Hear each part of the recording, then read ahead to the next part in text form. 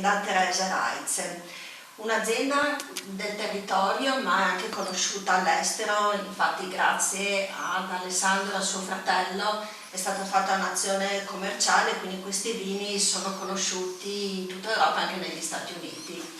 Vorremmo sapere da te quali sono i vini che vengono più apprezzati dai tuoi clienti.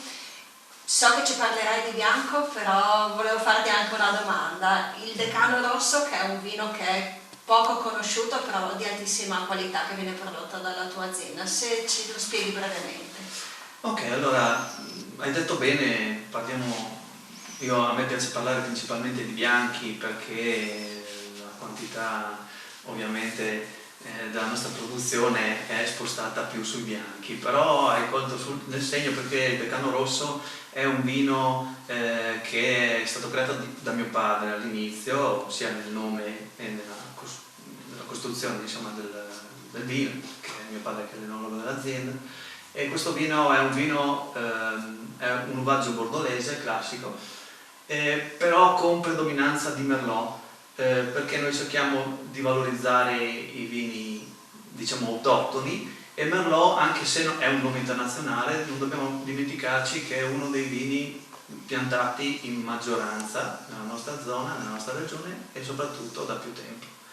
Io poi, permettimi di parlare dei bianchi che abbiamo qua un attimino, e vitigno internazionale più del Pinot Grigio non c'è, e tu hai citato molto bene la nostra vocazione internazionale, e il vino senz'altro più venduto è il Pinot Grigio. Questa versione, che è la versione Le Marsure, il vino che viene ovviamente dalla bella località nostra di Pogoletto, Marsure di Pogoletto, e la ribolla gialla che è un po' il simbolo adesso degli autoctoni regionali, molto conosciuta, molto rappresentata e speriamo anche molto apprezzata.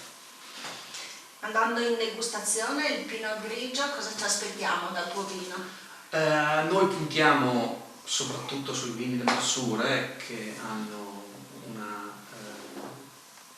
una consistenza molto tipica, perché abbiamo un terreno pianeggiante, molto sassoso, perché sappiamo che Pogoletto vicino al fiume Torre, quindi è una zona anche nei tempi antichi, zona alluvionale, che nasce proprio da un fiume bello, molto più grosso di quello che è il Torre adesso.